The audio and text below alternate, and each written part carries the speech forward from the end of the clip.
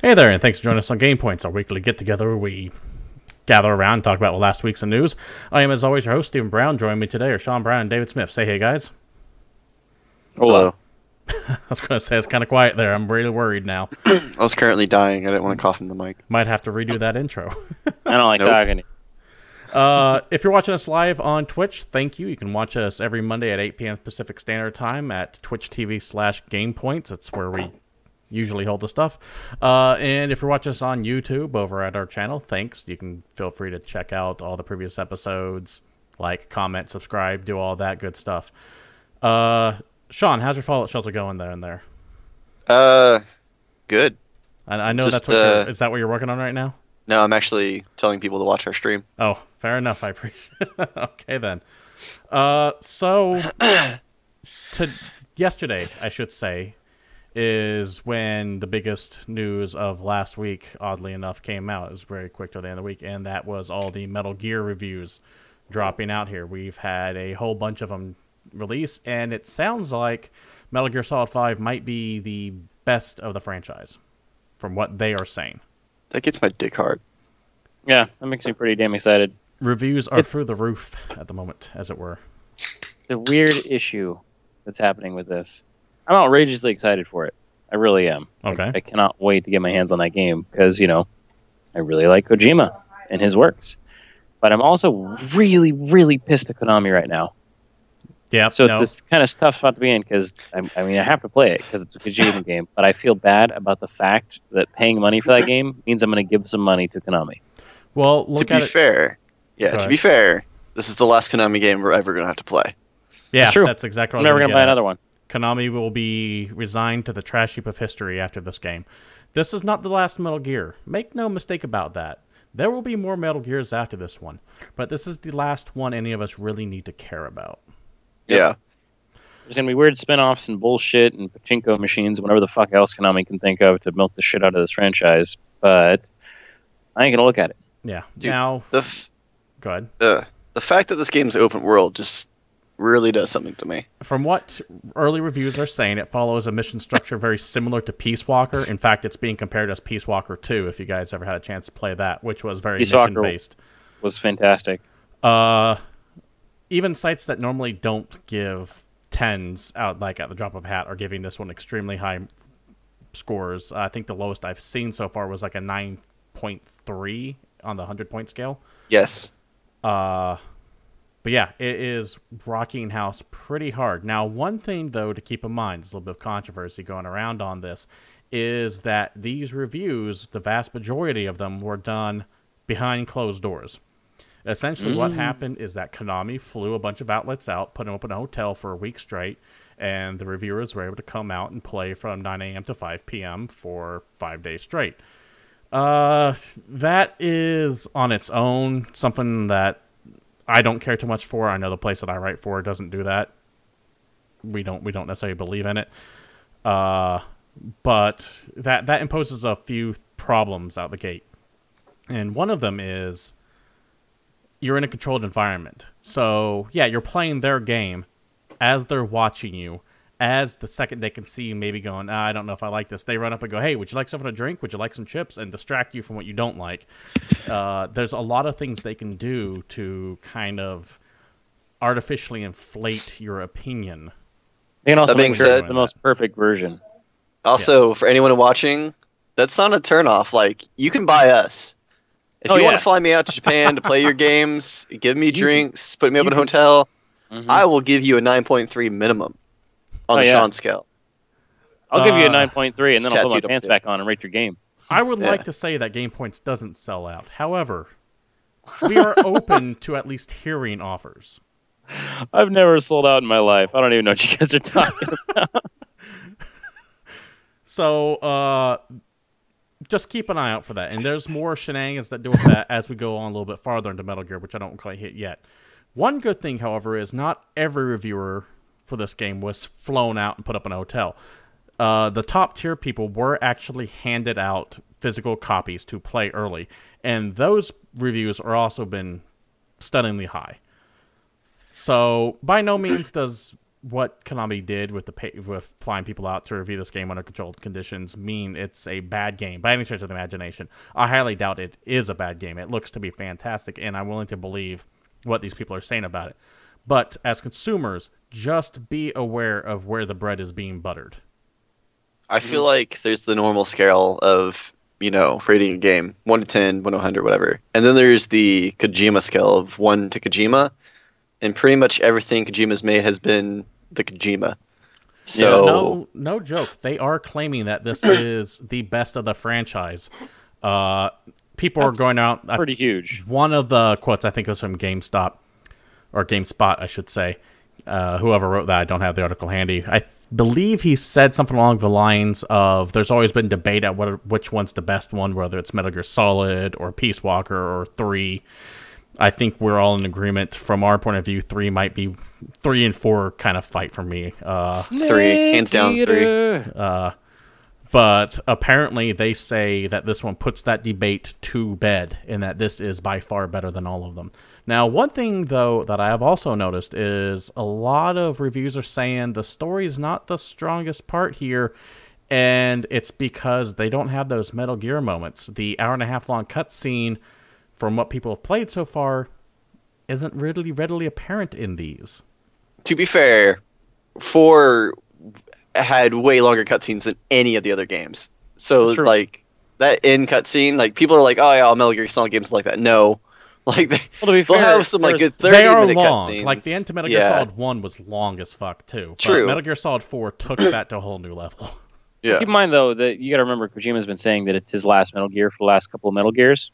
And he was done with the franchise. And 4, before 5 was announced, obviously, 4 really felt like he was putting out all the stops, and that was going to be the last one, which is why it has. Absolutely fine with it being the last one, too. Yeah, that's why there was this huge movie, because it's like, this is the resolution of the game, and then Phantom Pain happened, and now everyone's fucking excited. But that's, I think, why that game had a lot of that, why it kind of dragged on for some parts, just because he was throwing out all the stops. Right. Last game of the year, Coach. Last game of the year. Can't hold back up. So let's get deep into this real quick, because we could talk about this for a while. Yep. Which one is your favorite and why? What grabbed you about said game? For me, like I said, it goes back and forth between 3 and 4. Gotta pick one. I'm going to have to say 4 then, because from Act 3 on, that no wrong game choices. was excellent. And from Act 3, if I'm recalling my acts correctly, essentially from that point when they go to Europe and find Ava, which is Big Mama, from that point on, with Liquid coming out, doing the imaginary gunning down all the helicopters, stuff like that, then it leads into Shadow Moses, and you replay Shadow Moses looking like it's a PlayStation 1 game. I was teared up during that point in time. And then I you couldn't even handle that it. up with fighting Metal Gear again, while Raiden and Jamp are fucking there you shit go. up on the other Metal Gear, and you keep trying to watch what's going on there, because that's badass. And then the single greatest thing that has happened in a Metal Gear happens immediately after that. What happens? You hop in and drive that motherfucker out of there. You hop fight in Ray. Rex and drive the fuck out of there. And then you fight Ray. Yeah, after all of that, you have the weird-ass Patriot sub come out of the water with the Washington Monument of all 4 of their faces on there. Yeah. The in-fight scene when you fight Liquid, there's two scenes. In-fight scene with Liquid when it goes through all the Metal Gears. There's 2 scenes in 2 different games that really grab at me, because I'll go over mine real quick after this, but the in-fight scenes of that game, made me feel how, there's 2 characters in these games that are American heroes, the Boss and Ocelot, because, they basically played we have to betray our country to... Ocelot deliberately fucked himself up to create the world the boss envisioned. Yeah. Also may or may not be his mom. Yeah, it probably is his mom. They kind of came out and said that. Just from that halfway point of Metal Gear Solid 4 on was just amazing. Oh, God. Now, Sean, it sounds like you know what yours wants to be already. So we're going to move to David and listen to what he has to say, and then we'll get to you last. So what's funny is I would say definitively that 3rd is the best. But if you're asking for my favorite, yes, I might even just go back to MGS. Because of when I played that game specifically, like that age or whatever. Like that game just grabbed a hold of me until that game came out. And I probably put more time in that game than any other game in my youth. Like, I just played the shit out of Metal Gear Solid. I fucking loved every moment of it. Going through and, getting the invisibility from Otacon, or getting the endless ammo bandana from Meryl, and then playing through again and just being like this fucking amazing badass that doesn't give any shits. Getting peed on by dogs so that wolves don't attack you later when you're hiding in a box. Fun fact, I busted a friend's controller trying to survive the torture sting on very hard. Oh yeah. I snapped that button all the way down, like we couldn't use it anymore. Gotta say Meryl. Oh, what was it? So the funniest thing is MGS 2, when there's the torture scene in that game, if you played that game on the highest difficulty on the original Xbox, using the original Xbox controller, you could not get past it. The button could not respond to the inputs fast enough because of the sensitivity levels of the original Xbox controller. Also, if you try to cheat and use like one of the hyper controllers, it straight up calls you out and says you can't do it. He says no cheating. Yeah, that's another great reason why that franchise is so great. But I'm going to go back, and I'm going to go with the first one. Fucking Psycho Mantis talking to me about playing Castlevania, having to switch controllers, trying to figure out how the hell to get a hold of Meryl, and calling Colonel and being like, dude, it's on the back of the CD case. And being like, what the fuck? Yep. Like, everything about that game was so great. But not the first game to do that. But for me, it was my first Star Kojima game. was up there. Yeah. Yeah, so. That's back of the CD case. Did you ever play Star Tropics, David? Dude, yeah. Star Tropics was a Nintendo game, like old NES game. Amazing, by the way, if you never played it. But there was this one part in the game. It came with the game itself came with this handwritten note that was supposed to be from your uncle that you were trying to find, and it was blank on the bottom. And there's this one part in the game where you're stuck on this island and you need like some password, and you find this note that says, "Dip my note in water and you'll see what it is." And like, the fuck do you mean, what note is? So you physically have to dip the note that it came with into water, and the numbers pop up. That's fucking hilarious. Another one Kojima actually did. What was the PC game? What was Snatcher? It wasn't for PC. It was for. I mean, it might have been for PC. But no. It's most famously known for Sega CD in America. I should say. He had it on a floppy disk as well, and whenever you put it in, when it warmed up, it gave you the faint smell of blood. He actually put like iron in there, so you can actually smell like the metallic feel of blood when you smelt it.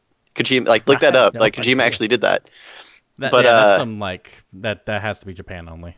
Yeah, but mine is 3. I've never like cried during a game, but I teared up at the end of 3 when you find out like the boss is like the great American hero, and you have that fight scene, and she knows you're going to kill her. Not only that, but her mission is to die at your hand. It's not like she couldn't have beaten your ass left and right. She deliberately throws the fight, and you don't realize this until after it was all done.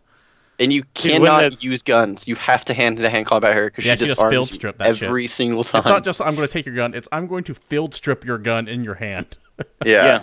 Well, also when the flowers change color, oh my god, you get choked up. That game also had one of the greatest scenes in gaming, the ladder. The ladder at the very beginning of the game, where you climb a ladder for 8,000 years as it starts to play Snake Eater, just for you to get to the top of the ladder, and the great fucking James Bond-esque Snake Eater intro happens. I don't remember that shit at all. How do you not remember that? At all? I don't. I just don't. One of the greatest random endings to a game ever, when Ocelot's on your plane and he's like, "All right, dude, let's duel." And he starts juggling those pistols. He's like, "Let's do this." Loaded and he's just doing this. You have to switch the camera to see which one he has. And he's like, "Oh, by the way, they're blanks. I'm out," and dives on the plane. He's like, "I like this dude." But yeah, fantastic game. I know we talked about last time how we want Metal Gear Solid 5 to end. I think David and I both are of the same agreement where we both want it to end where Metal Gear starts with you creating Outer Haven. You get the plan in place to start building Metal Gear, and you get word that some new agent is coming in to come at you. Yeah, some random guy, and then it cuts to this guy crawling through a vent, and then you hear, and you just hear David Hayter go, "This is Snake." Yeah, and then just fucking credits. Because I'm convinced he's in this game. Yeah. It's got to be him going, "It's been a while, hasn't it?" And then his end. I think I'm going to be actually very disappointed if he's not in this. I'll be mad. Fair enough. Call it Kojima. And then I'll be mad until he answers the phone, and then I'll just start praising him uncontrollably. Before I move into some of the bad things that we've been hearing about Metal Gear coming up, Sean, is there anything you want to add before we go on? Any big Metal Gear moments you want to talk about? Moments? I really talk to them. I mean, like, all the final fights are just crazy good. Like, even the first one, which wasn't as depth as, like, the fourth or third one and all. The fact that in the credits of the fourth one, where, like, it actually listed Big Boss, and if you weren't paying attention to it, like, you're like, wait, what the fuck? Like, he's not in this game. And then after the credits, it does the question mark, and then he pops up. The outro. Yeah. Yeah. Like, that's fucking clean. I'm happy to know that Big Boss is one of the few people that survives at the end of that game. Well, he dies at the very end, but, like, lives through it the entire story. Yeah. Lives through and, like, is directing everything and know what's going to happen. David, you had a question before we get to the darker parts of what's going on with Metal Gear. Yeah, so we're talking about, like, your favorite parts, but what is your favorite cheese part of Metal Gear? Because, you know, it's a Kojima game, so there's always those stupid Easter eggs, nonsensy parts that happen in a Metal Gear game. In Peace Walker, you rescue Hideo Kojima. You also do that in Ground Zeroes. Yeah, in the DLC expansion stuff. Well, not DLC, it's a wrong term, but they had extra missions come out after the game was released. That would probably be my favorite weird random thing in there. Weird Kojima quirk? Yes. John, you got one? Yeah, I got a few, man. Pick one. I'm a big fan of how you can tell it's Meryl by the way she walks. Gotta look at the ass. You gotta look at the ass. David, what about you? You were going somewhere with this. So, my favorite thing is the fact that there's not one, not two, but 3 ways to kill the end in MGS3. Oh, yeah. You can you can fight him the regular way, which, by the way, fucking amazing fight if you actually just do the full-on sniper battle with him. Takes forever. You can save your game and wait a week, and he'll have died of old age, which is pretty funny. And then there's the other one that not everyone pays attention to, but it's the fact that when you very, very first see his character, there's a cutscene where you see all of them talking on the docks. And if you're quick enough, you can go prone, bust out your sniper rifle, and cap that fool in his wheelchair. And that counts as a death. Yeah, you don't fight him at that point. You just run through that area. There's a fourth way, actually. 4? You can actually kill his parrot, bird, but I don't think and he comes after you. It doesn't kill him, but he automatically comes after you. You don't actually do the fight that you're supposed to. Oh, gotcha. And you get the ration for it, and, like, it says, like the end's bird or whatever ration. So, anyways, Metal Gear, there's a lot to be happy about, it sounds like, what's coming up. But however, not everything is all puppies and rainbows. There are Konami had to have a hand in it. Exactly. There are a couple things that are problematic. One, if you're getting this on PC, David, I know you are. Sean, I think you are. I'm on the fence about it, mainly because of this right here. If you're getting on PC, there is no preload on Steam. From a tweet from Robert Peeler, who is the community manager for all the Metal Gear stuff, unfortunately, PC Steam will not have a preload option. However, players will be able to preload on console. That is some bullshit. It's nonsense. It doesn't even make any sense. Because it's not like this game's going to be a small file. Yeah, that's pretty bullshit, but it's not going to affect me because I can't get it at midnight anyways. Fair enough. I'm going to wake up early. Very, very well. I get why Konami's doing it, because they're afraid it's just going to get cracked and leaked out and all that. But here's the thing. This game has already been cracked. Yeah. They're just waiting for the Steam activation code to go. Doing things like this does not deter piracy at all, and it just alienates people who are buying it. Yep. Yeah, you're doing that thing where you're trying to be mad at pirates and instead screwing over the people that actually want to play and buy your game. Yes, exactly. And it's like the 60 frames per second argument. There's no reason why a game can't be fucking 60 frames per second on PC. There's no reason why a game can't be preloaded on PC. All of your explanations of, well, it's designed to prevent spoilers and it's designed to prevent piracy, etc., etc., etc. No, it's all bullshit because it does nothing to prevent any of it. Also, remember last week when we were talking about the fact that the story of this game was leaked already anyway? Yeah. Didn't read anything of it. Nope, I haven't heard a damn thing on it. But so they are out there, so watch out. If you're a fan of, like, Reddit, be careful. Man, people are dicks on the internet still tell you things that you don't want to know. So just stop reading the internet. Except for watch our show. Fuck.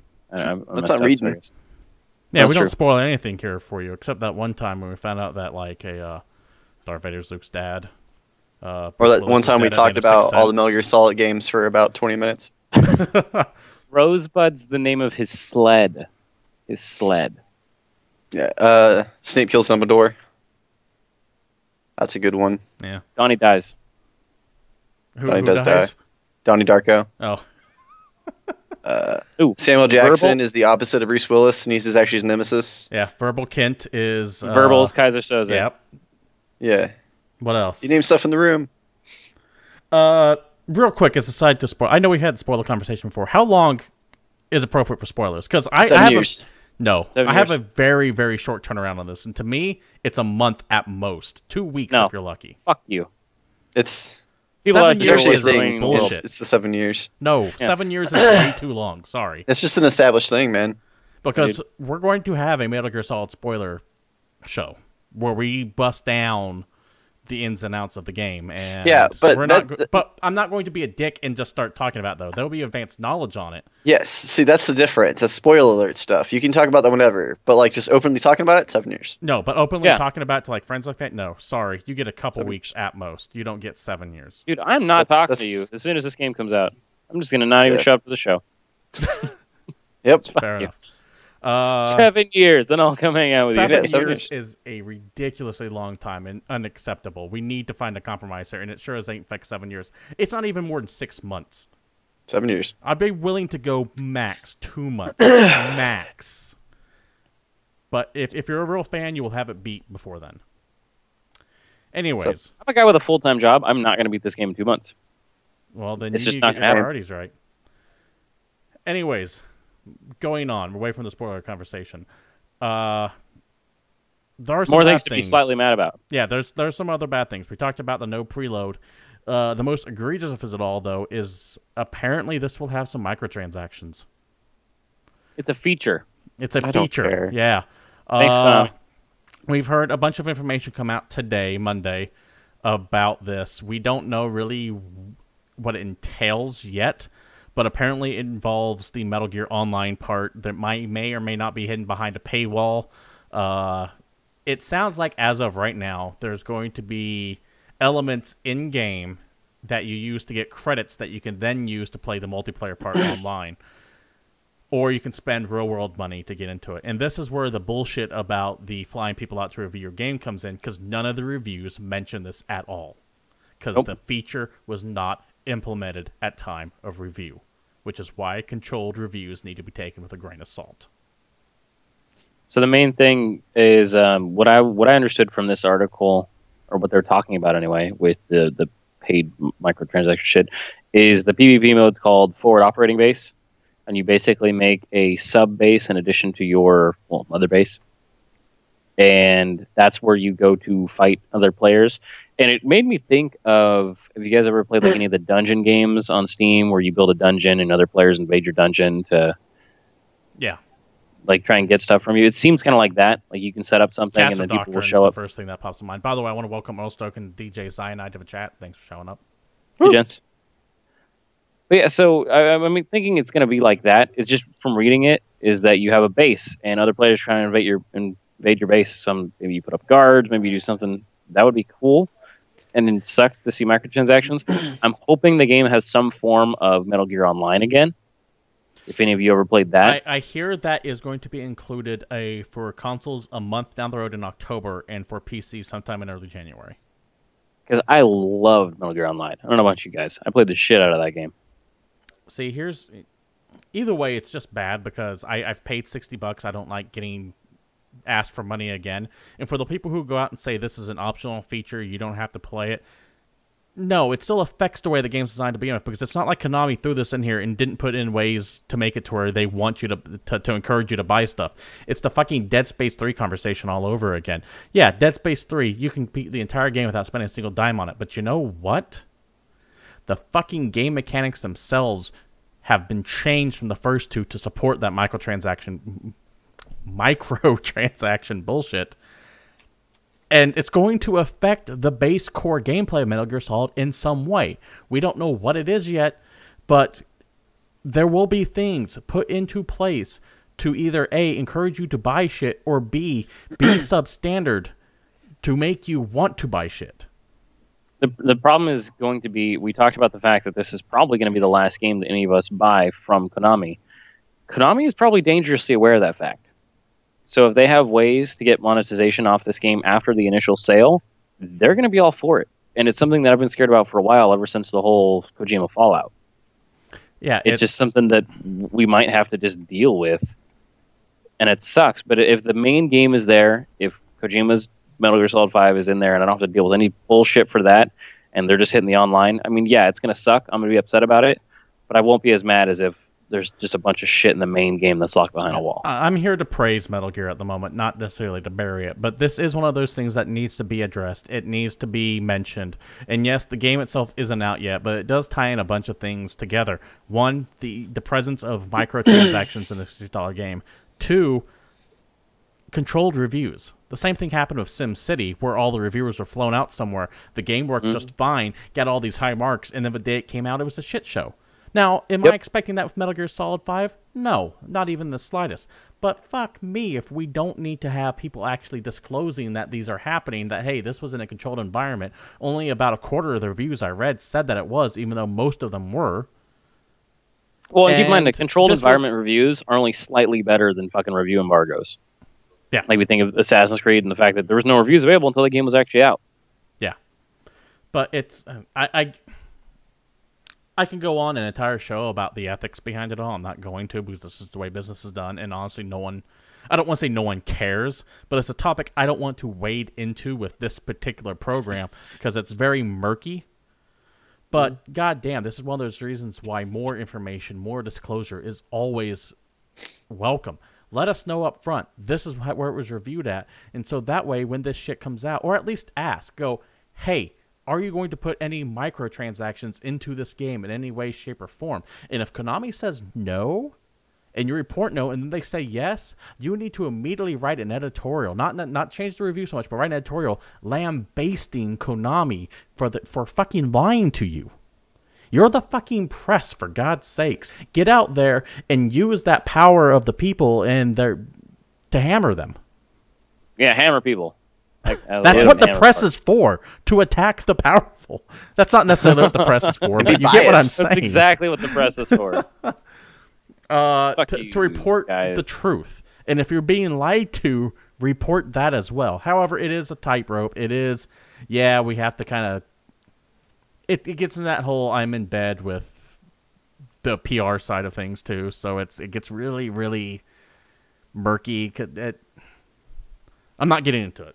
I can go a whole show about the ethics of the gaming journalism press, and I really, really, really don't want to have that conversation. Tell your mom your check's in the mail, and I'll fuck her later. That was classy. Anyways, that's enough Metal Gear talk, but that's not enough Konami talk, because I have one last thing to throw in MGS5. So, I think it's safe to say at this point that all three of us are getting this game. Yes. Almost. Everyone has every intention of playing MGS5 day one, if not as soon as possible. And yet, there's one main thing to consider. None of us are pre-ordering it. Yeah, no. What's a pre-order? Don't do it. It's just not worth it. Yeah, especially if I can't preload it on Steam. Exactly. You gain nothing. No, at all. Nothing at all. You get a copy of Ground Zeroes if you pre-order it on Steam. But who fucking doesn't already have Ground Zeroes if they weren't already going to buy Metal Gear Solid 5? That's very true. Anyway, that's all I said. I just got to throw in that, don't pre-order motto every once in a while. I haven't said it. Enough Metal Gear Solid stuff, but we're not enough Konami stuff, because Konami has a survey that lets you get to pick what franchise they're going to ruin next. Now, this is via Twinfinite. This is via Twinfinite.net, but a bunch of other sites had it up there. And essentially, Konami put up this website. Let me bring it up right here. The Konami Heritage Games Survey. And essentially, it's a little survey. Let's see if we can actually do this online. Participate for chance to win vouchers. Okay, start. Oops, okay, restart. We're English. GamePoints, where you get to take surveys online. So here we go. Which Konami series of video games are you aware of? So which ones are we aware of? Castlevania, Contra, Bishibishi, Vandal Hearts. That's an old school game, actually. I'm going to let you know. Suikoden, etc. No the Metal survey Gear is on way here. too long. Yeah, no Metal Gear on here. No Silent Hill on here. Though, to be fair, this is supposed to be dormant franchises. Zone of the Enders is on there. Zone of the Enders, Gradius, that one makes me upset. Because Zone of the Enders is one of those games that I wanted to have a sequel for so bad, but the fact that it's just a Konami franchise and Kojima's gone means that I don't want to ever see another Zone of the Enders game. Yeah, I'm in the same boat. It's just too risky. Here's what's concerning. So let's say you pick some stuff up, and it's like, how often do you generally play on each of the following game platform? Look what the first one here is. Smartphone. Not console, not desktop. And notice these aren't in any alphabetical order, which probably means they put them in order of importance to them. This is theorizing, of course. That might not be. But I am very worried that the very first one there is smartphone. Because to me... we're aware of the fact that Konami is going to be switching from a AAA console game maker to a microtransaction-based mobile gaming pachinko nonsense bullshit company. It doesn't surprise me, but they never Slot said machines. it. But that bothers me. That's the first choice on there. It's because they want to know which of their old franchises they can drag the fuck through the mud and make a bunch of mobile versions for. You got to get gems and shit and wait 3 hours to play or do anything or spend a bunch of money on it. That's what they want. So that looks to be the extent of the survey, by the way. I kind of went to the all, and then it said, how did you like your potential $200 gift card mailed to you? It's cool that they're thinking of the idea of revisiting Castlevania, Suikoden, and Zone of the Enders and all that good stuff, but I'm convinced, like you were mentioning there, these are not going to be good games if they revisit them. They're going to be cheap cash-ins trying to hit your nostalgia, much like what EA did with Dungeon Keeper Mobile. Oh my god, that game was a tragedy. It's a bunch of bad news waiting to happen. Konami, for even the leftover hardcore fans that are left, Konami, after the release of Metal Gear Solid 5, is dead. They don't exist anymore. They are now like Atari. They are a withered corpse, a necromancer zombie, as it were, who instead of feeding on brains, feeds on nostalgia, and they will suck out every last dollar from your wallet they can, hoping that you have those rose-tinted shades on. The only way to kill it at this point is to just fucking ignore it. It's like that Treehouse of Horror episode with the fucking ads that come to life. The best way to kill an ad, just don't look. And that's what we need to do with Konami. That was horrifying. I was going to say Konami. Go ahead. I was going to say they're going to become Sega, but without a sweet elephant game. I'm waiting for Konami to play like the longest con ever, and like just out of nowhere, sometime like 2017, they're going to release Silent Hills, and like Kojima, like this is all Kojima's master plan. Like Kojima is the CEO of Konami now, and it's just all one. Like, turns out he bought them out because he's been making more money than them the whole time. He is pretty fucking close. He's damn near the closest thing we have to an Andy Kaufman in the game development world.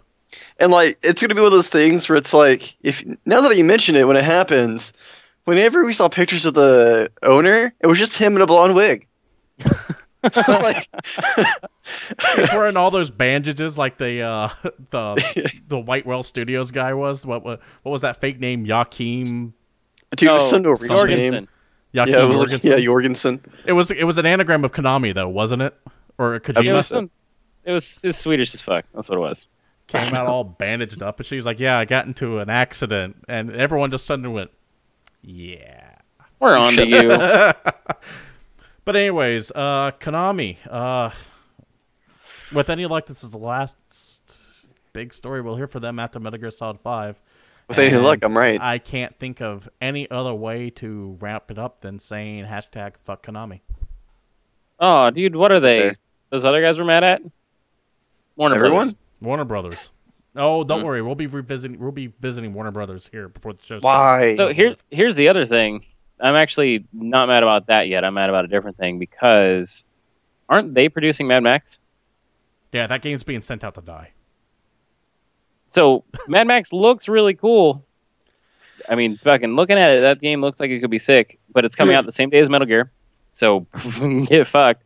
and it's being made by Warner Brothers, who's got a shit track record right now, but we'll get to that. It's being published by Warner Bros. It's being made by Avalanche Studios, which are the guys who did Just Cause.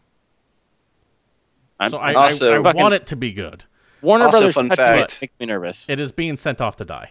Fun fact, Kojima's favorite director is George Miller, and his favorite movie of all time was Mad Max. I did not know that. Oh my god. What if Kojima made a Mad Max? I think know it's gonna that. happen, I dude. believe today is Hideo Kojima's birthday, however. I think he turned 52 today. Oh, yeah. Happy birthday, Hideo. We know you watch our show. Hi. So, Yo. anyways, enough of Konami. We're done with them for tonight. Probably not, but I'm going to say that we are. We are going to move to something that actually kind of has my interest. So, a year or two ago, Cliff Bleszinski. We all know him. He's a very popular developer, most famous for Jazz Jackrabbit, but he also did Gears of War and Bulletstorm. I was going to say, how are you going to say most famous for Jazz?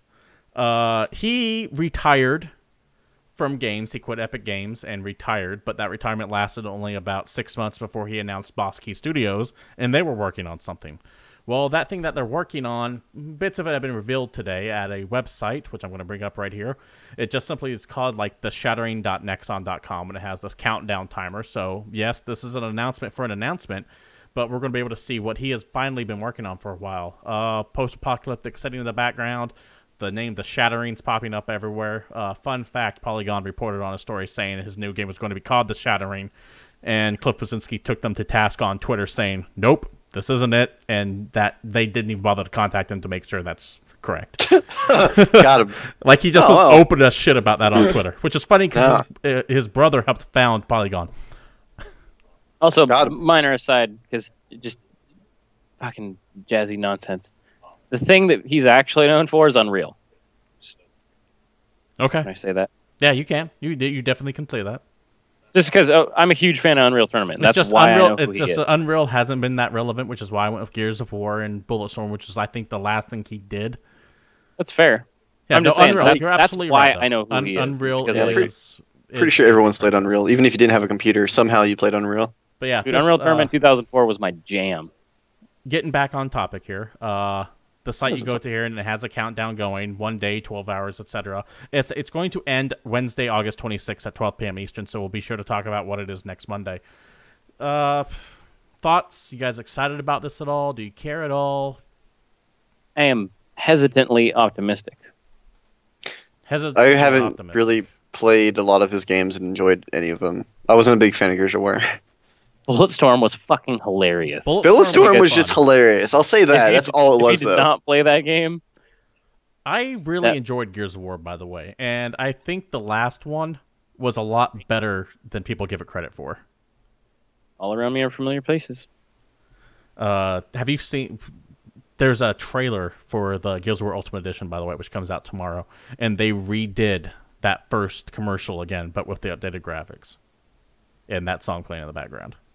Oh, it has the song back? Yeah. That's pretty good. It's a very classy throwback.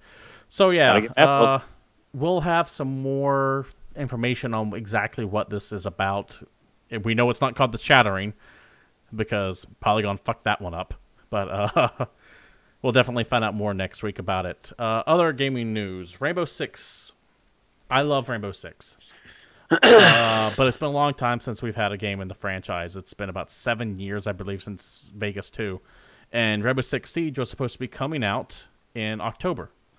But it has been delayed to December 1st. Now, that doesn't sound like too big of a problem. Okay, whatever, a couple months. But here's the thing. Delaying it to December 1st puts it past Black Friday. Now, here are my problems with here are my concerns about Siege. One, it's missing Black Friday, which means it may or may not sell well. We don't really know, though. That's usually a very bad thing to do, is to miss Black Friday. Two, the development cycle for this game has already been very tumultuous. Remember, this wasn't called Rainbow Six Siege originally. This was Rainbow Six Patriots at one time. They have scrapped the game once already before. And two, it's been 7 years roughly since we saw the last one.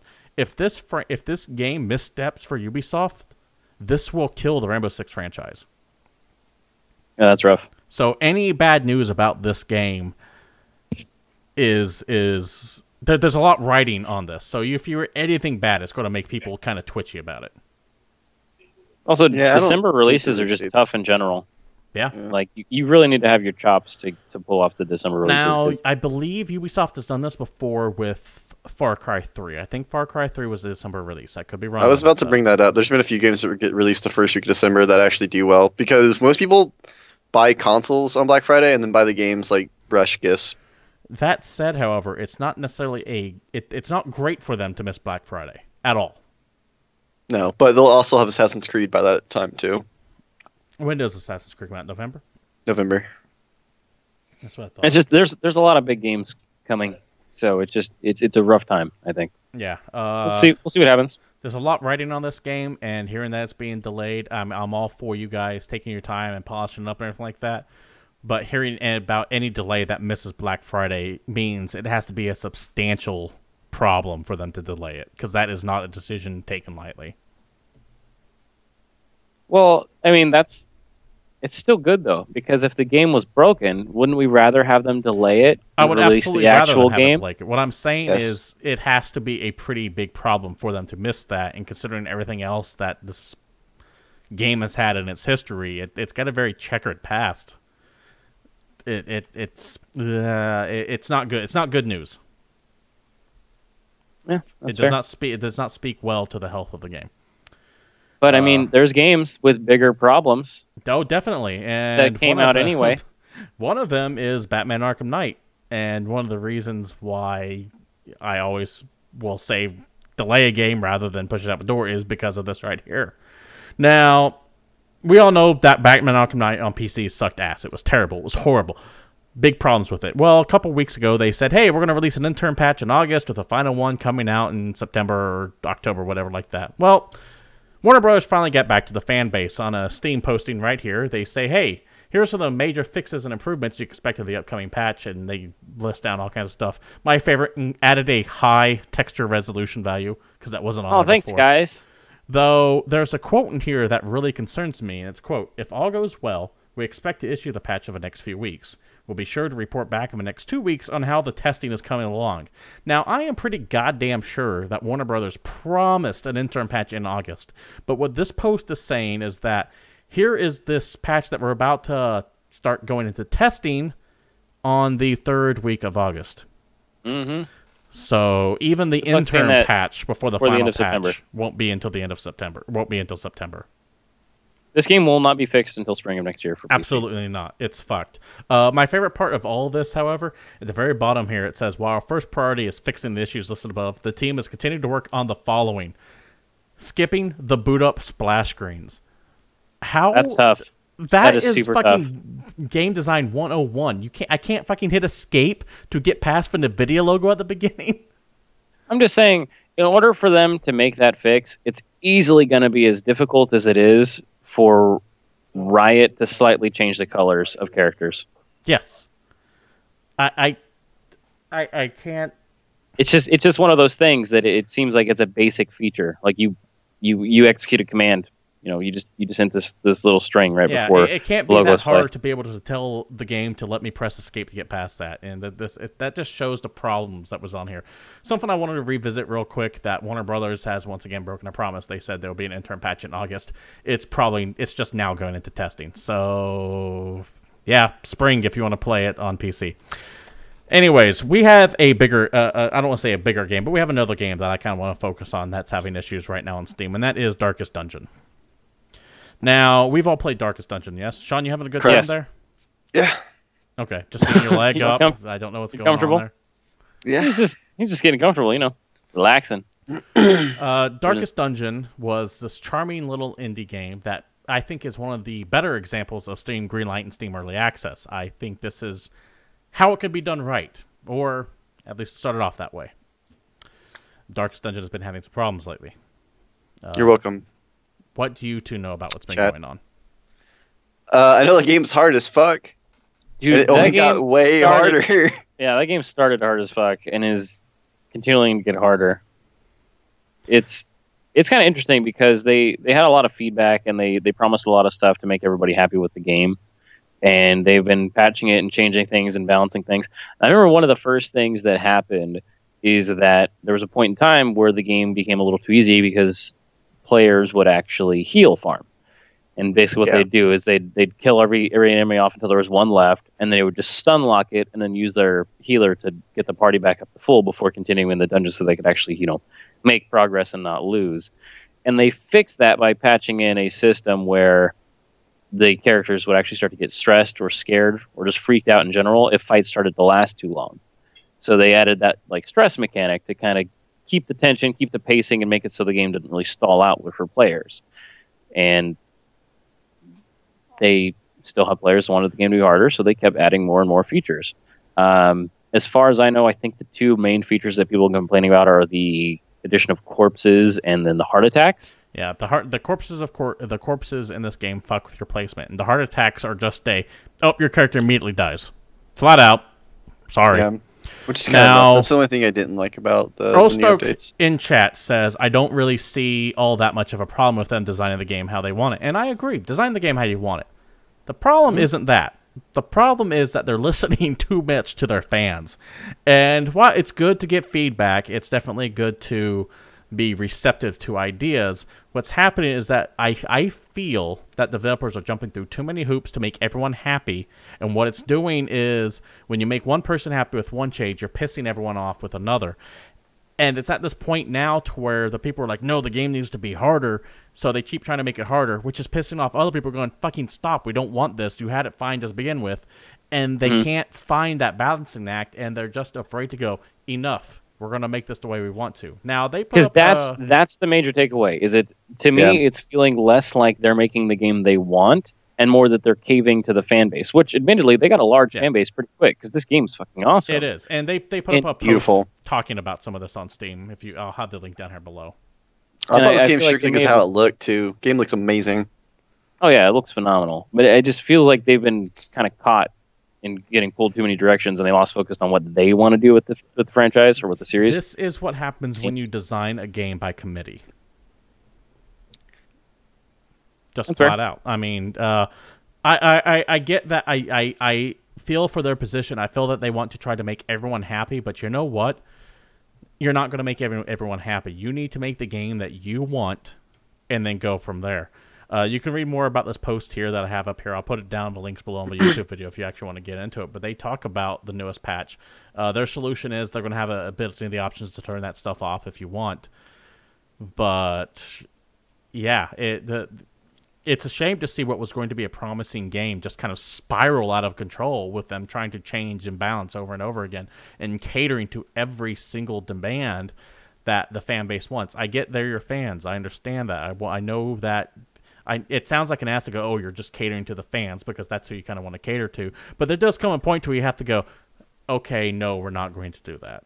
I feel like they'll get it right. What they need to do is have a montage of them fixing their game with that one song from the 80s. So it's like, you got to put one foot in front of the other. Put the other foot down. Down. With this, though, I wanted to actually agree with Earl Stoke from chat because he was talking about the fact that they made it like there's a required party that you need in order to do anything, and that sucks. And I totally agree with that because by making it more difficult or difficult to a point that you actually need to have certain things in order to progress, it makes it less a game that you can kind of feel your way around and do what you want to do with it and still trying to kind of squeak your way through the game, and more of there is a proper way to play the game. And if you don't play it that way, then you won't be successful. And that can definitely make it frustrating. Right. It is a fascinating thing to see. It's kind of early access in reverse, where a game kind of starts off shitty and gets a little bit better.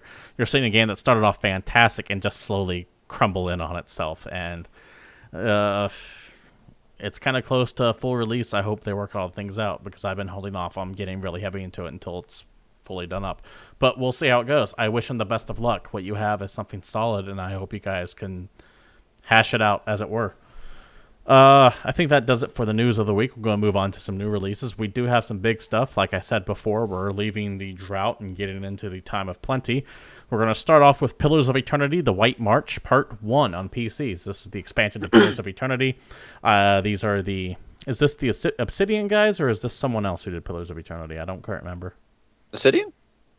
I think it's sounds Obsidian. right. I think it's Obsidian that does this. Either way, it's a classic style Baldur's Gate RPG. It's the isometric top down. You gather your party, has its own rule set, and you go do stuff. Oh, I had something for this one. Oh shit, what was? Oh, I know what it was. Play Divinity, you ass. I need to. I'm going to leave it at You're that. just a terrible person until you play that game. Also coming out tomorrow, Mega Man Legacy Collection on PC, Xbox One, PS4. This is Mega Man 1 through 6. Not X, 1 through 6. Looks good. If you're a fan of Mega Man, sure, pick it up, have a blast if you don't already own any of the umpteenth other collections they've done with this. Also, Dishonored Definitive Edition on PS4 and Xbox One. Not on PCs, because you kind of already have a Definitive Edition. What this does is it up-reses the graphics and gives you all the DLC along with it. If you haven't played Dishonored yet, take a look at it. It's a fantastic game. One of my favorite games of 2013, I believe, is when that came out. Sean? Or are you just taking a breath? I was coughing. Oh, sorry. Also out tomorrow, Madden NFL 2016 on PS3, PS4, Xbox One, and 360. It's Madden. Did you guys see the damn commercial for that game? It's hilarious. Oh, it's awesome. Dude, Colin Kaepernick. Okay, this is actually how it's worded in the commercial. Colin Kaepernick as Al Pacino from A Scent of a Woman. And he comes in like a Lamborghini, like power slides out, jumps out, lands on his feet, and just goes, hooah. Yeah, the hooah sells it. Look up the extended edition of that commercial, Steven, if you haven't seen it. It's so ridiculous. I've only funny. seen like the little 10-second one. When he's got like that giant like football cannon strapped to his back. Gronk. All the people in that trailer I love. Madden is like Call of Duty. All the refined gamers who don't like the casual stuff and sit here with their noses up their ass smelling their own farts say it's the worst thing ever. But it fucking sells shit tons every year because you know what? People fucking like Madden. People fucking like Call of Duty. I don't fault them for that. I don't care for Madden at all. I could give two shits about it, but you know what? I'm not going to make fun of someone for fucking enjoying Madden. It's a fun game. Fun game. I miss Blitz. Yeah, dude. They tried to revive that. It didn't work too well. No. Also out tomorrow, Gears of War Ultimate Edition. We were talking about that earlier. That's the up-res version of Gears of War 1. It's actually more than up-res from what I understand. It's actually been completely redone. Like the same story and voice acting is in there, but I believe it actually looks physically different. It's not just a upscaling. Fancy res. It's not like God of War 3 remastered. I do want to take a look at it. I'm kind of curious to see how it's aged and see if they did it like for example, a great way to do that was what they did with Halo Master Chief Collection, where you can alternate between the way the old Halo looked and the new Halo looks. I would like to see them have something like that in Ultimate Edition. We'll find out tomorrow. And then finally, the thing that I'm most excited for this week, Until Dawn on the PlayStation 4. Yeah, so this is a game I don't want to play full price for. I'm hoping someone that I know buys it and then wants to give it up after they're done with it so I can play it. Because I'm afraid it's going to last like 5 hours. I have a copy sitting in the PlayStation 4 already. Is it going to last 5 hours? I have no idea. Okay. I was slipped it to do a preview on, like a preview on, but my schedule's already packed up and I didn't get a chance to play it. I'll be playing it after the show's done. Let me know if it's longer than 5 hours. We're fine. I'm told 10. From reliable sources, I'm told 10. Might be worth That's 60. double your money. Yeah, dude, that might be worth 60. I might get that. Well, wait, Metal Gear Solid 5 comes out next week. Burn. We'll see how it goes. Maybe if we could get a group of people to sit and play the game together. Quick shout out, real quick. Yell at the TV. Yeah, dude, stream that shit. Quick shout out. Obsidian. I just want to say, it's a company known for not fucking up good IPs. Yeah, they're also known as BioWare's Sloppy Second Studio. Yep. That's fine. Dude, and Bethesda. But Until Dawn, for those of you who don't know, is a teen horror movie that's interactive. Reviews are mixed, anywhere from 6s to 9.5s. It sounds like, from what everyone is saying, is that they're able to do what David Cage wishes he could do. Oh. David Cage being the guy who made Heavy Rain and Beyond Two Souls. So if you like that style of game, this plays like that. However, what was that? I said, I like those games. Not the endings. Yeah, well, I'm told that this game actually finally nails that interactive experience. They have this butterfly branching tree where it maps out all of your choices so you can see what you've done already so you can go back and pick something else from what I understand. Haven't played it yet, so don't take my word on that. That's just what I'm hearing. I also feel like Joss Whedon has a hand in this secretly. Yeah, I got a Cabin in the Woods vibe from it, especially with Peter Stormare being the fourth wall breaking insane doctor watching everything going on. What a boss, by the way. Oh yeah. I'll just be happy if it doesn't jump the fuck out of the shark 3/4 of the way through. I'm looking at you, Indigo Prophecy. Him and Ed Harris know exactly where their career is, and I love it that they know what they are. He's like, yeah, I'm a campy guy. I'm going to be in camp, and that's just what I do. Yeah. But yeah, I'm looking forward to playing through it. It looks entertaining. I don't know if it's worth $60, like you were saying earlier, Sean, but I definitely want to play it. And that kind of wraps up for new releases of this week. We're going to move on to some esports stuff. This show's going to run a little bit long. I think we're all fine with that, because the first thing I want to bring up is it's Dota 2 news. I know we don't talk about Dota all that much. Dota news. Bitch. Dota news. I know none of us really play it too much. I just now started dabbling into MOBAs myself with Heroes of the Storm. Fucking fantastic, by the way. However, I saw this and I can't help but laugh at it, is that Dota 2 announced a Rick and Morty announcer pack. Dude, the show is amazing. I've just gotten into the show recently. Gold. Solid gold. The show is so good. I'm told it's fantastic. I have yet to see a single episode, but I appreciate what it is. Yeah. Essentially, with this, you get Rick and Morty announcing Dota for you. It's not the first time they've done it, and won't be the last, but that's something to take a look at. Now we're going to move into something else that looked fantastic. David, go ahead and lead us on this. Oh my god. Okay, so there's a game that I've been ranting about for the last few weeks that is a sequel to one of my favorite games of all time. Yes, we're talking about Rocket League. This game actually had a showing at MLG. Real quick, I want to say hey to Moonman911. How you doing? Yeah, man. He just popped in chat. Just want to say hi. Rocket League. It's super fun. If you don't know what it is, it's a game about cars that have rockets in their asses and fly at a soccer ball, and you hit a soccer ball onto your opponent's goal. It's as simple as that. It's stupid as simple fun. As that. It's nailed it. It's outrageously entertaining. Very entertaining. Now, the MLG had the grand finals for this game very recently. Although I will point out that looking at professional play of Rocket League looks nothing like the game that I've been playing for the last few weeks. No, these people know we what are playing a different game. Entirely different. And the finals came down to Cosmic Aftershock and Kings of Urban. And let me go ahead and bring this clip up right here. And it takes a little bit of backstory, and I'm going to be talking over it real quick. So during the finals, if this will load up, let's try that one more time. I believe in you. I believe I can do this. All right, R. Kelly. I'm going to try this one more time. Here we go. So at this point, Cosmic was down 0-3. And they came up. They tied the game with a goal. Keep in mind the that last 30 Cosmic seconds was the definite favorite. Yes, dude, Cosmic they won was 49 matches in a row. So real quick before we get into it, because what's going to happen is it's tied right now. 7 seconds left on the clock. If they just run the clock out, it goes to overtime. The way Rocket League works is as long as the ball's in the air, the game still goes until it touches the ground. But this gentleman from Urban says, fuck that, I'm finishing the game, and gets that last score right there after the buzzer, ending the finals. They're going to replay it here real quick. It's so remarkably amazing. Now, watching it live with the announcers, they're like, oh, the ball just has to hit the ground, and then we're going to overtime. And they're like, oh my god. Maybe they don't want to. And then everyone just loses their shit. Yeah, it was amazing. It is a great way to end any finals of anything. And the best part is that Batcar knows it's going to happen. He's like, I'm getting this ball. Like you can see him setting up for it. He just kind of shot out from nowhere, from all the way on the other side of the field, and then knocked it in. Yeah, fantastic. An amazing rally. If you're not in a Rocket League yet, just take a look at the grand finals. Go find them. Check it out on YouTube. Cosmic Aftershock, Kings of Urban. 0-3 to tie it up, but it wasn't quite enough because they had it sucked out on them in the last literal 10 seconds of the match. Yeah, with the ball just being in air for an extra few seconds after the time ran out, and oh my god, it's just so clutch. Yeah. Which of course means that I immediately started playing the game terribly. Oh yeah, I just I'm like, oh, I can do that. Let me fly to the ball, and then where'd the ball go? Why do I keep getting scored on so much? Man, I suck at this. Because you're a sister. Harsh. But yeah, Rocket League, surprisingly entertaining. I don't think it has a long life in the MLG scene, but right now it's doing pretty well.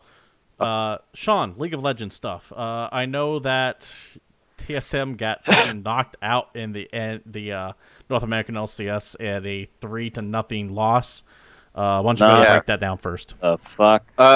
Well, I actually want to talk about Europe first because it happened first. We'll go to I know I Europe have it shorter, but the TSM one I want to go on to a little bit more in detail. Fnatic does complete their season with winning the finals. They don't go undefeated though. It actually was a very close series, 3-2 against Origin. Origin, actually, it's an interesting storyline because Origin has the original members of Fnatic on it. XPeke formed this team. He's the mid laner. XPeke has been on Fnatic forever until the season where they kind of finally pushed him off. He formed this team just to be fun. He's like the owner, the coach, the mid laner. Him and Soaz, the top laner, played for Fnatic for 4 years since beta.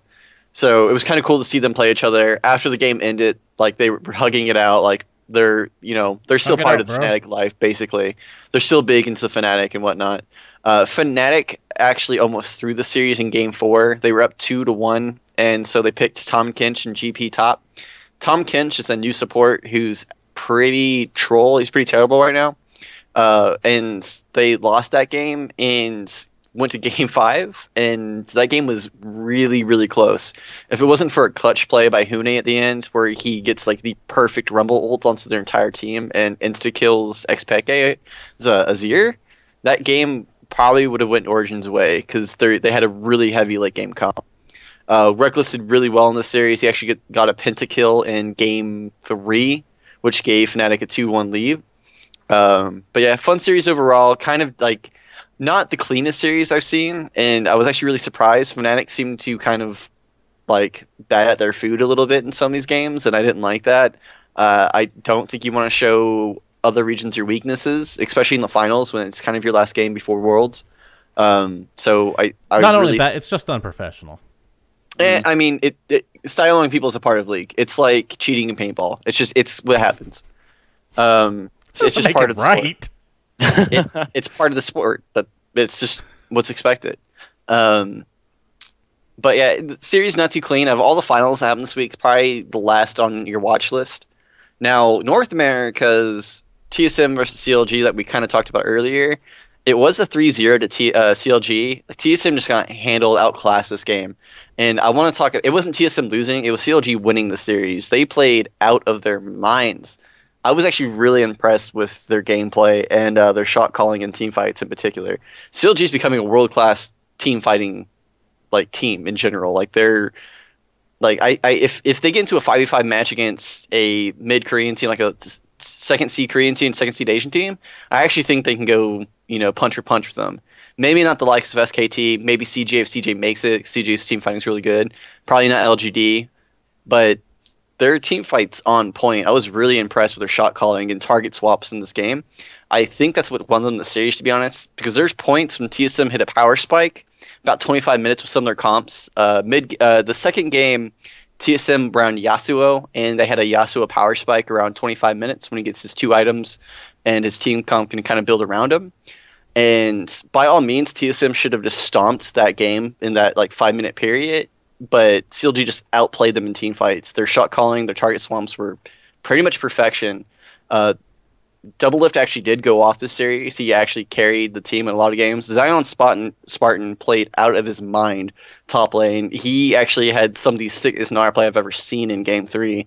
Watch Game 3, his top Gnar play against... actually, it was Game 2, excuse me. There's a point in which he gets knocked up, which triggers Yasuo's ult. But as he's being knocked up, he actually stuns Yasuo. Why he gotta wear a condom. So he couldn't knock him up. It was one of the most insane plays I've ever seen on a Gnar. It was so clutch. Really intense Gnar play. If you want to learn how to play Gnar and the little things you can do on him, watch that game. The unsung hero of this match was Aframu. This dude's Braum single-handedly won the game. Probably games 1 and 2. That dude had some of the nastiest flash ult plays I've ever seen on a Braum. It was really good. The things to take out on the TSM, Wild Turtle is not a world-class AD carry. They really need to replace him next year, I think. And I'm going to call this right now. This is a GamePoints call. I'm pretty sure Sneaky is going to join TSM next year because C9 is probably going to fall apart after this year. They've already kind of benched some players. They set the precedent of breaking up that longevity of their 5 that they had for 2 seasons. So 2 years. I think Sneaky's going to join them because they really need it. their coaching was pretty awful. Like their picks and bans actually lost some of the game. Like probably game 1 and 2. Game 1 was completely coaching. CLG got Victor and Yasuo as their last 2 picks. You can't do that. Like Victor won as a first rotation champion either way. And they set up for the Yasuo and picks and bans. Like I saw that Yasuo pick coming after the second ban of CLG. So I don't know how a professional team and coach didn't see that coming. If someone like me can. That being said, I analyze pretty much every game and I have a lot of knowledge, but still, like, they get paid to do that. Resonance in chat says TSM just picked losing lanes every game, and the person who I was talking with said, quote, "This was a fucking waste of my time." Pretty much. It was actually great gameplay, though. That's the problem. Like, you watch COG play, you will learn a lot. They abuse their comps. They play perfectly around their picks. Their pick ban phase was extraordinary. Like, they played the series to a T, really. I was shocked that a North American team had a better finals than Europe. But yeah, it was clean on the way around. So I was really impressed with that series. Go watch that series if you want to watch how a team should dominate someone through preparation and not just gameplay. Fair enough. Anything else you want to go ahead and address? The Chinese LPL finals actually happened this weekend too, which was LGD versus QG. Now, interesting matchup. QG is a new team to LPL this year, and they have a lot of washed up players that kind of got a second chance on this team. Kind of shocked they actually made it to the finals. Their big playmaker is actually Swift, their jungler. Swift, if you don't know, played on CJ Frost for the last 2 seasons before Korea got rid of their sister team setup. So he was actually like the strong point of Frost, and I was really sad to see him leave. And no one knew where he went for about a season. I think he actually played in Brazil. And then he went to China, got paid a good amount of money to play there. And like this dude's amazing. Like he was always a mechanically skilled jungler, just lacks shot calling. He actually gained that ability. He's the main shot caller for this team, and just did really well overall. So LDG does win the series 3-2. I haven't been able to watch the VODs yet because this weekend's been just insanely packed with League of Legends, and I actually want to watch the North American one over this. But LGD does have who I consider the best player in League of Legends right now, even over Faker, and that's Imp. Imp, if you guys know League of Legends, was the AD carry for Samsung White, who just won Worlds. This dude's been showing up like the last probably month or so, and like he's going into Worlds with some swag. Like this dude is on point. I think he's got a point to prove that Mata didn't carry him on Samsung White, and that he's just as good as like we see him on that team back then, because he's playing out of his mind on LGD right now. So I'm going to watch that series probably tomorrow night, and I have some better pointers. But LGD did win 3-2. And I do, after that, actually a lot of teams got kind of set up for the World Championships and seedings, and I kind of want to go over that really quickly. All right, yeah, real fast. So North America, the first seed is going to CalLogic Gaming because the winner of the summer split got their first seed. So CLG will be the number 1 seed in North America. TSM has the most circuit points, so they have the 2nd seed. 3rd seed is unknown. They're playing a Gauntlet style. I expect Team Liquid to win that. Europe, Fnatic got 1st place. They had most circuit points and won the summer split, which gave them 1st place. H2K Gaming, it got the 2nd seed with the 2nd most circuit points because Fnatic had the most. Regional qualifier will decide the 3rd seed, just like North America. And that is this weekend? Next weekend? Yeah, should be this weekend. This weekend? Yeah. Korea, it says unknown on this website, but it actually is known. SKT will get the 1st seed. Well, they'll get the 1st seed. They're guaranteed the 2nd seed. They're going to end up getting the 1st seed. The 2nd seed, if SKT wins, will be KOO Tigers. If not, and if KT does somehow beat SKT, KT will be the 1st seed, SKT will be the 2nd seed, and then there will be a regional qualifier that will determine the 3rd seed. So KOO Tigers gets fucked there if KT wins. China, LDG is the only seed that's known because China's system is completely bonkers. Absolutely ridiculous. Uh-oh, we lost him.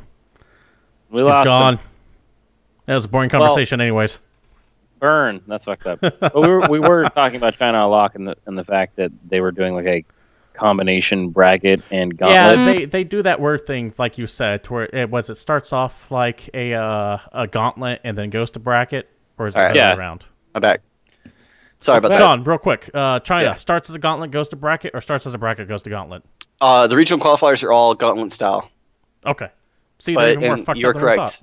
Yeah, so LGD first seed guaranteed. The regional qualifiers are only going to. Actually, you know what? I don't know because they haven't announced it yet, but it should be gauntlet.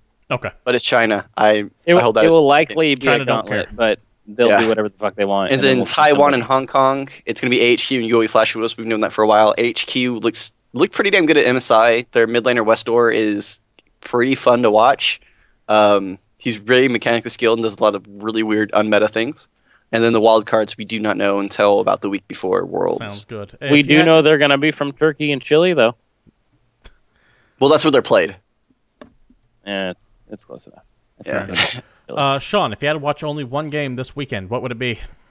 This weekend, SKT versus KT. All right, there you go. SKT versus KT, and that is going to happen... Sunday. At? Time. 5 a.m. Eastern. Okay. How do I know that? That's why. I had faith in your ability to know that off the top of your head. We just keep yelling at him and he remembers stuff. All right. I think we're going to go ahead and wrap things up here. We're running a tad over budget, but we ran under budget last week, so it bounces out in the end. Anything you two want to... budget? Yes, time budget. Dude. Time budget. Yeah, dude. No, we don't. It's the internet. So, yeah. Metal Gear Solid's going to be awesome. Avoid the microtransactions. Yes, we do not. He already made an appearance earlier today. I caught myself, but he did show up real quick. That fuck. Not a fan of microtransactions. Guy's a dick. Play Rocket League if you're not currently playing Rocket League. You'll probably catch Sean streaming it at some point in time. I might be there. Who knows? No one knows. My final word is I got an email about 30 minutes ago from someone trying to set up a PAX appointment with me. And you know what? If you're working for a PR company and your idea of timely is to send me a fucking email the Monday before going to PAX to set up an appointment, I'm going to tell you no, and so is everyone else. You need to get on that shit 2 weeks in advance at least. And I want to apologize real quick. It's Saturday at 4 a.m. is the SKT. Saturday at 4 a.m. for that totally match. Close. I would like to go on record, though, and say if you're someone who works for a game company who would like to send me any amount of free shit, I will happily give your game a 9.3 or higher. GamePoints likes to think of itself as an ethical podcast, but we are always willing to listen to what you have to say. We're going to say no every time, but I promise you that we'll at least listen to what you have to say. I'll say no until the second time. Damn it. You can't tempt me.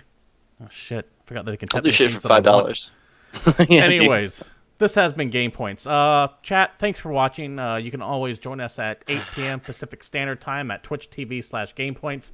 Feel free to participate like we always do. Have a few people in chat lurking about saying hey every now and then. We always love seeing you come up there, even if we can't always get to y'all. If you can't watch us live, you can watch us at our YouTube channel. Just type in GamePoints, one word, PC, and we pop right up. You can watch all of our past shows. My occasional GamePoints Present series where I take a game and look at for about 30 minutes or so. And anything else on my list, as well as any links to any articles that go up that we talk about. I try to source everything we do. You can follow us on Twitter at GamePointsPC. You can email the show at GamePointsPC@gmail.com if you have any questions, comments, concerns, tips, whatever. If you just want to say hey, feel free to go to it. You can give us a like on Facebook at the GamePoints Podcast. It pops up right there. Also linked to all of our previous shows as well. You can follow us all individually as well. I am your host, Stephen Brown. You follow me at CapitalistPig21. It's almost all gaming related. However, I did see this awesome cross blues soul country band called I can't remember his name, but it ends with "And the Night Sweats." Does a fantastic song. You can see that on there. I wish I remembered his name. I blanked out on it. You can follow our esports guy Sean Brown at the Disco_Keen. He also occasionally streams at that same moniker on Twitch randomly. If you follow him on Twitter, he'll be able to tell you when he's going live. Across from him is David Smith. He's our third man here. You can follow him at Palshafsatori, though he doesn't really use Twitter all that much. Once again, thank you for joining. We appreciate it. This has been GamePoints, and we are out of here.